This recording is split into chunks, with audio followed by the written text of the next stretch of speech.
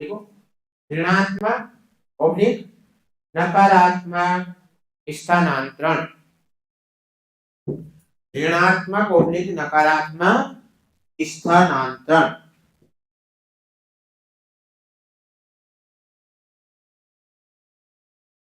इसमें एक परिस्थिति में, एक परिस्थिति में दिए गए ज्ञान, दिए गए ज्ञान, दिए गए ज्ञान ऑब्लिक प्राप्त अनुभव, प्राप्त अनुभव से दूसरे कार्य को करने में, दूसरे कार्य को करने में, दूसरे कार्य को करने में बाधा उत्पन्न होती है, बाधा उत्पन्न होती है, बाधा उत्पन्न होती है। ठीक है, कौन सा स्थानांतरण होगा? ऋणात्मक। अब यहाँ पर आप, यहाँ से बहुत अच्छे प्रश्न आते हैं, है ना, वो आप लिखेगा और पता लगाना, लिखेगा। एक बालक, एक बालक की गणित विषय की ट्यूशन करवाने पर भी, एक बालक की गणित विषय की ट्यूशन करवाने पर भी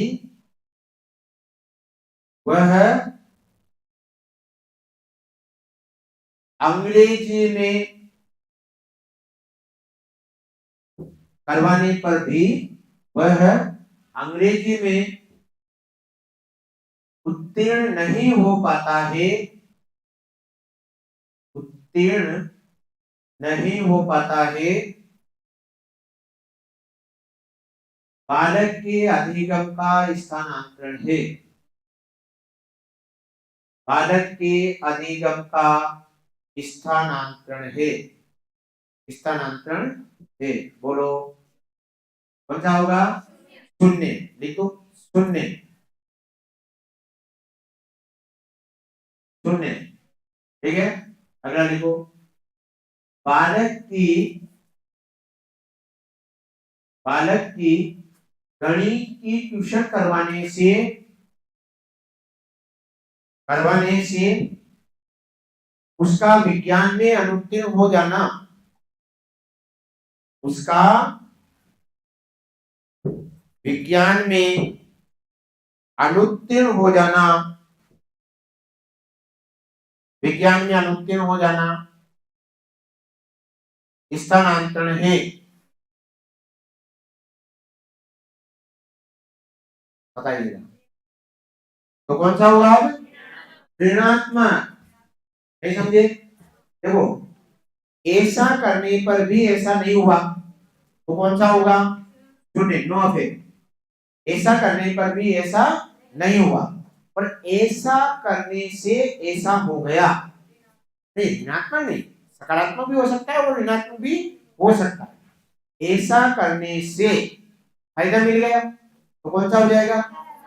और ऐसा करने से नुकसान हो गया, तो बच्चे की गणित की ट्यूशन करवाई, उसने पूरा ध्यान किस पर दिया? गणित पर, किस पर ध्यान देना बंद कर दिया? विज्ञान पर, तो क्या हो गया? फेल हो गया। ठीक है, तो कौन सा स्थानांतरण है? बोलो, ऋणात्मक। क्या रहेगा? एक लड़के की शादी होने पर वह पत्नी पर तो ध्यान देता है, पर माता पिता पर ध्यान देना क्या कर देता है? बंद कर देता है। तो कौन सा स्थानांतरण हुआ? ठीक है, मतलब अगर एक कार्य से दूसरे कार्य में क्या आ जाती है? बाधा आ जाती है। एक से दूसरा अगर बाधित हो रहा है तो क्या हो जाएगा? ऋणात्मक स्थानांतरण। याद रहेगा? ठीक है, बस शर्त इतनी सी है, आपको ध्यान में रखना है कि उद्देश्य प्राप्ति में कोई प्रभाव पड़ रहा है, नहीं पड़ रहा है। अगर पड़ रहा है तो उसका अच्छा प्रभाव पड़ रहा है या गलत प्रभाव पड़ रहा है। ठीक है, देखो प्रश्न आपको क्या दिया, देखो, एक बालक जिसे अंग्रेजी बोलना सिखाया जाता है,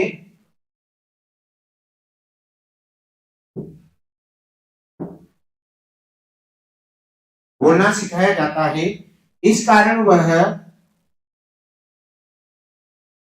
इस कारण वह शुद्ध हिंदी नहीं बोल पाता है। शुद्ध हिंदी नहीं बोल पाता है। हिंदी नहीं बोल पाता है। बोलो कौन सा स्थान होगा? क्या हो जाएगा? ऋणात्मक। अंग्रेजी, ये जो अंग्रेजी बोलना सीखा, पहले शुद्ध हिंदी बोलता था, उसको लगा कि यार इंग्लिश स्पीकिंग कर लूं, तो इंग्लिश स्पीकिंग कर ली, तो इसके कारण क्या हुआ कि जो अंग्रेजी के शब्द है ना, हिंदी बोलते वक्त बीच बीच में आ ही जाते, या नहीं आते? आ जाते हैं ना, तो फिर वो हिंदी शुद्ध नहीं बोल पा रहा है। ओके, कौन सा स्थान हो जाएगा? ऋणात्मक। ठीक, अब अपन देखो मनोवैज्ञानिकों ने आगे जाकर क्या बोला, प्रशिक्षण का 3 अन्य प्रकार से और क्या होता है? अंतरण होता है। क्या होता है? अंतरण होता है। ये तो था कार्यों के आधार पर। बोलो किसके आधार पर? कार्यों के आधार पर। और ये किसके आधार पर होगा? विशेषता के आधार पर। किसके आधार पर होगा? विशेषता। लिखो डबल स्टार बनाकर। मनोवैज्ञानिकों द्वारा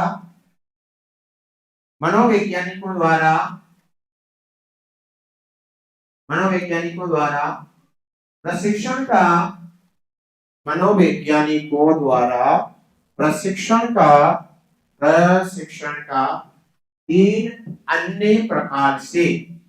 तीन अन्य प्रकार से अंतरण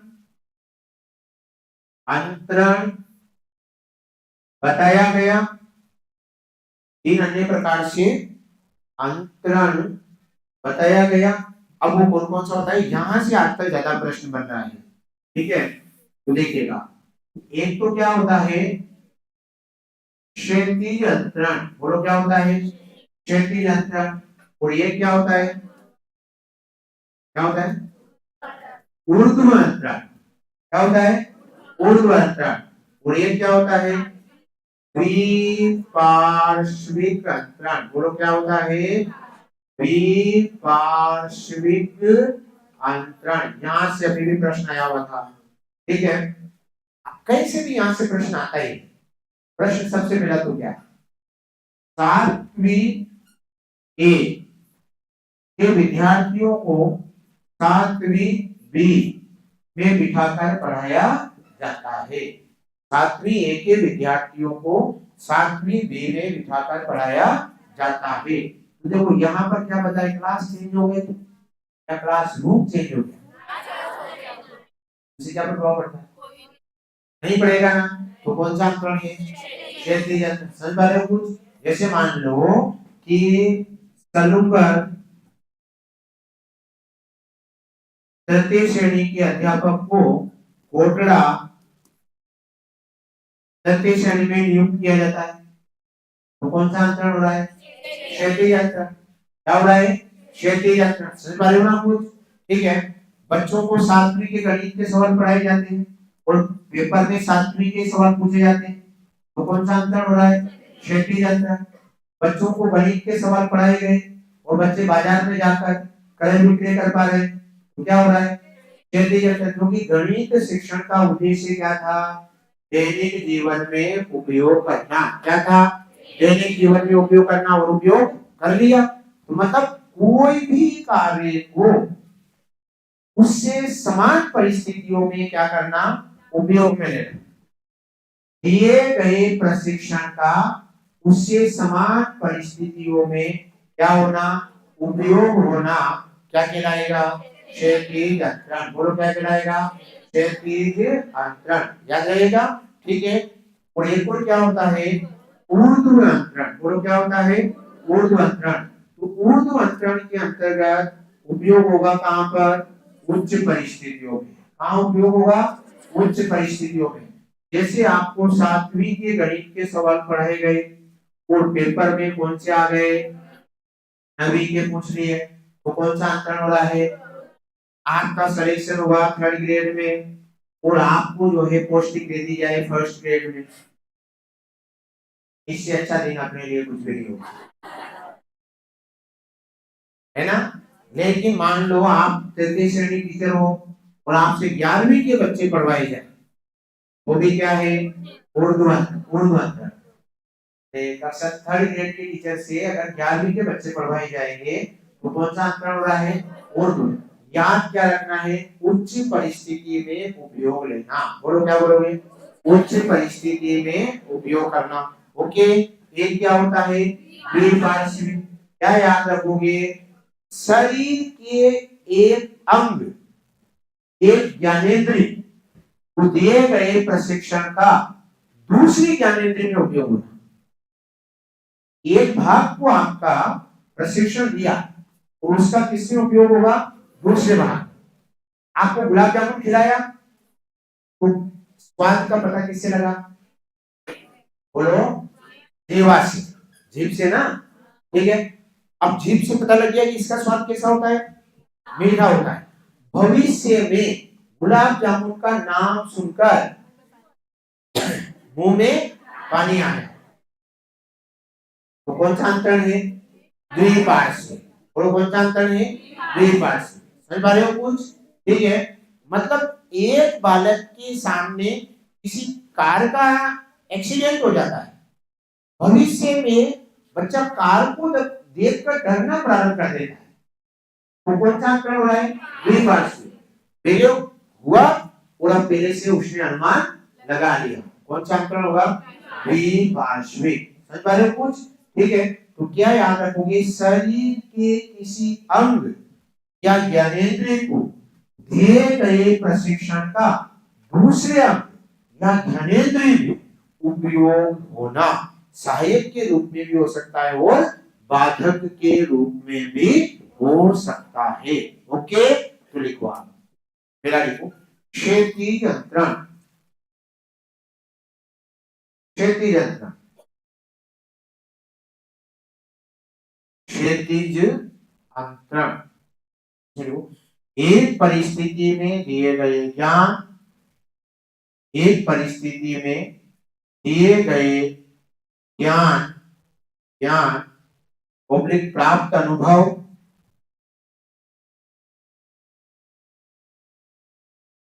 प्राप्त अनुभव का उससे मिलती जुलती परिस्थिति में,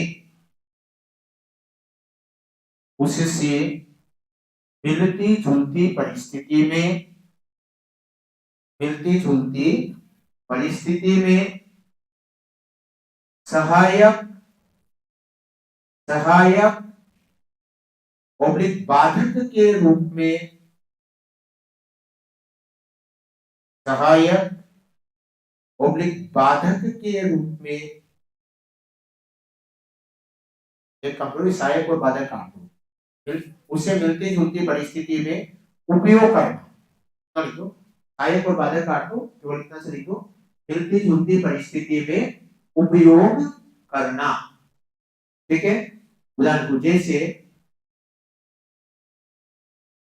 कक्षा 7वीं ए के विद्यार्थियों को 7वीं ए के विद्यार्थियों को 7वीं बी में बिठाकर, 7th बी में बिठाकर शिक्षण कार्य करवाना।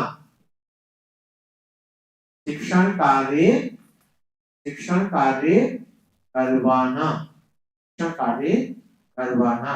ठीक है, अगला लिखो, ऊर्ध्व अंतरण। ऊर्ध्व अंतरण, ऊर्ध्व अंतरण, ऊर्ध्व अंतरण। इसमें लिखो, दिए गए प्रशिक्षण, दिए गए प्रशिक्षण, प्रशिक्षण ओब्लिक प्राप्त अनुभव का, दिए गए प्रशिक्षण ओब्लिक प्राप्त अनुभव का, अनुभव का उच्च परिस्थिति में, उच्च परिस्थिति में उपयोग करना, उच्च परिस्थिति में उपयोग करना। जैसे विद्यार्थियों को कक्षा 7 के सवाल हल करवाए जाते हैं, सवाल हल करवाए जाते हैं, हल करवाए जाते हैं। विद्यार्थी से कक्षा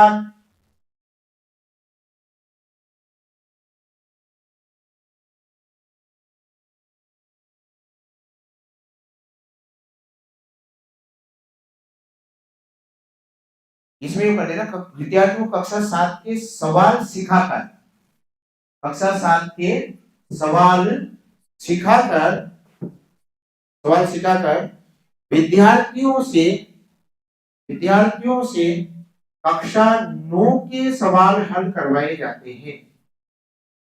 9 के सवाल हल करवाए जाते हैं, सवाल हल करवाए जाते हैं। और कौन सा स्थानांतरण होगा? ऊर्ध्व स्थानांतरण। कौन सा होगा? ऊर्ध्व, मतलब आपकी क्षमता से ज्यादा कार्य आपसे करवाना। ठीक है, यहाँ यह शब्द इसमें सबसे ज्यादा इंपॉर्टेंट होता है। कौन सा? द्विपार्श्विक, द्विपार्श्विक अंतरण, द्विपार्श्विक, द्विपार्श्विक अंतरण,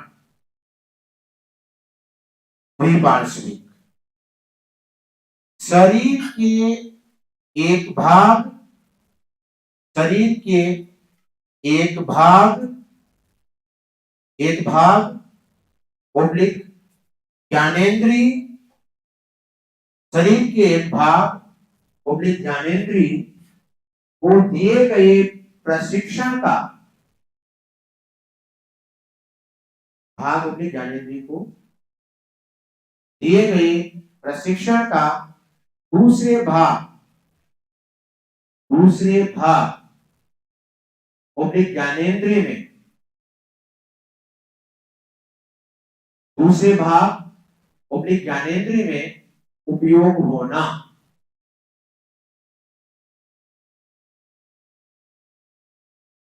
ठीक है, डबल स्टार बना कर लिखो जो प्रश्न अपना आता है।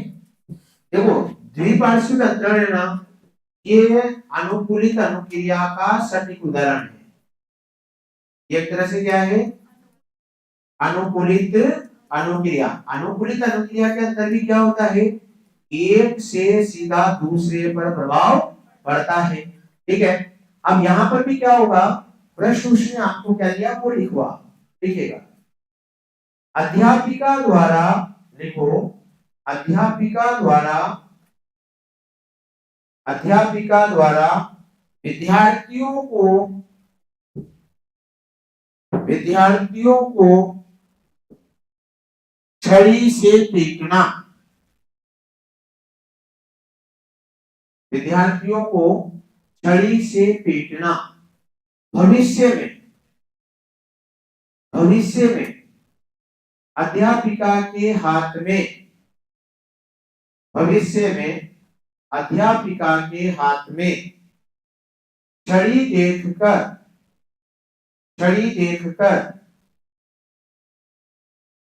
विद्यार्थी का रोना प्रारंभ कर देना, विद्यार्थी का रोना प्रारंभ कर देना, रोना प्रारंभ कर देना। कौन सा अंतरण होगा? द्विपार्श्विक। देखो पहले तो उसे जो दर्द हुआ ना वो किससे हुआ? मार खाकर, छड़ी से हुआ। लेकिन अब उसने हाथ में छड़ी देखकर ही एहसास कर लिया इसका, उस मार का। ठीक है, तो कौन सा अंतरण हो रहा है? द्विपार्श्विक अंतरण। बोलो कौन सा होगा? द्विपार्श्विक अंतरण। याद रहेगा? ठीक है, ये तमाम प्रकार का अपनी बातचीत हो जाती है किसके बारे में? अधिगम का स्थानांतरण। अब आगे अपन बातचीत करेंगे अधिगम सिद्धांत। अधिगम सिद्धांत, अधिगम सिद्धांत, अधिगम सिद्धांत, अधिगम सिद्धांत। अगर सबसे पहले अगर अपन बातचीत करें तो अधिगम के सिद्धांतों को अपन एक प्रकार से देखने वाले। एक तो क्या देखेंगे? साहचर्यवाद, एक देखेंगे क्षेत्रवाद, और एक क्या देखेंगे? मानवतावाद। ठीक है, लेकिन सबसे बड़ी बात क्या, अगर कभी प्रश्न बन जाता है कि अधिगम सिद्धांतों के निहितार्थ का व्यवहार में प्रयोग करना, अधिगम सिद्धांतों के निहितार्थ का किसमें प्रयोग करना, व्यवहार में प्रयोग करना। ठीक है, क्या कहलाएगा, क्या कहलाएगा, शिक्षा मनोविज्ञान या शिक्षण तकनीक। अधिगम सिद्धांतों के निहितार्थ का, निहितार्थ को बोलते प्रतिफल, निहितार्थ का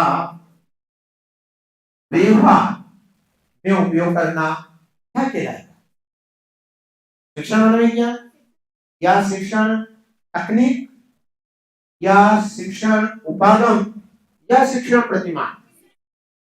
तो क्या कहलाएगा, शिक्षण प्रतिमान। बोलो क्या कहलाएगा, शिक्षण प्रतिमान। ठीक है, अगर कभी प्रश्न करता है प्रतिमान क्या है, तो क्या बोलोगे, अधिगम सिद्धांतों के निहितार्थ का व्यवहार में क्या करना, उपयोग करना। जैसे अगर बात करें अभिकर्मिक अनुदेशन, बोलो क्या बोलेगा, अभिकर्मिक अनुदेशन। तो अभिकर्मिक अनुदेशन भी एक तरह से क्या है, स्व शिक्षण प्रतिमान। बोलो क्या है ये, स्व शिक्षण प्रतिमान। प्रश्न आया था ना कि स्व शिक्षण प्रतिमान का प्रतिपादन किसके द्वारा किया गया, क्या बोलोगे, स्किनर। और आगे जाकर स्व शिक्षण प्रतिमान को ही क्या कहा गया, व्यवहारिक तकनीक। बोलो क्या कहा गया, व्यवहारिक तकनीक। अभी अपन बात कर रहे हैं अधिगम के क्या सिद्धांत। ठीक है, 2 लाइनें लिखो फिर 4 लिखेंगे, लिखेगा। हाँ पहले 2 लिखो। मनोवैज्ञानिकों द्वारा, मनोवैज्ञानिकों द्वारा अधिगम के, मनोवैज्ञानिकों द्वारा अधिगम के विभिन्न सिद्धांत, मनोवैज्ञानिकों द्वारा अधिगम के विभिन्न सिद्धांत प्रतिपादित किए गए, प्रतिपादित किए गए, जिनका शिक्षा के क्षेत्र में,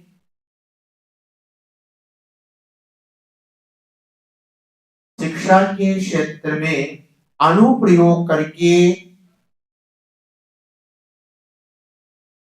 अनुप्रयोग करके शिक्षण कार्य को प्रभावी, शिक्षण कार्य को प्रभावी बनाया जाता है,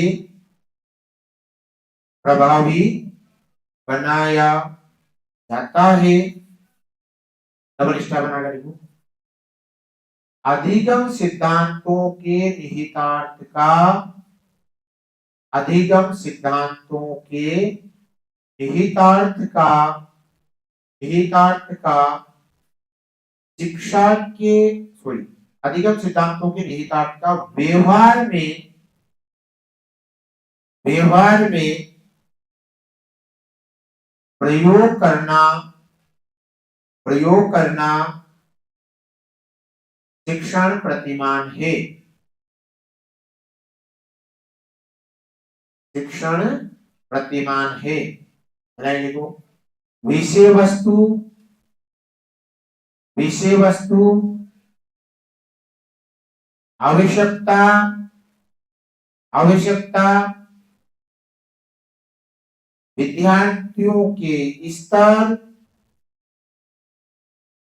विद्यार्थियों के स्तर, उपयोगिता के आधार पर, उपयोगिता के आधार पर, उपयोगिता के आधार पर अधिगम सिद्धांतों का, उपयोगिता के आधार पर अधिगम सिद्धांतों का अलग अलग प्रकार से वर्गीकरण, अलग अलग प्रकार से वर्गीकरण किया गया है,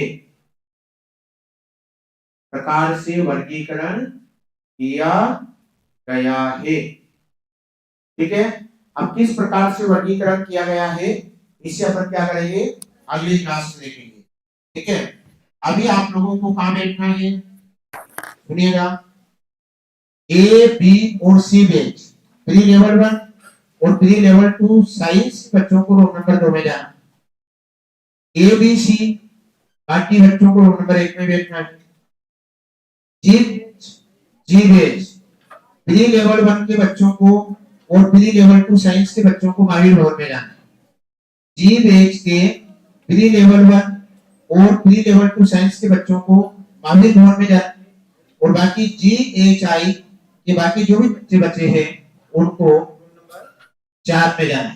ठीक बता दिया ना, एबीसी बाकी बच्चों को नंबर 1 में जाना है और एबीसी प्री लेवल 1 और लेवल 2 वालों को नंबर 2 में जाना है।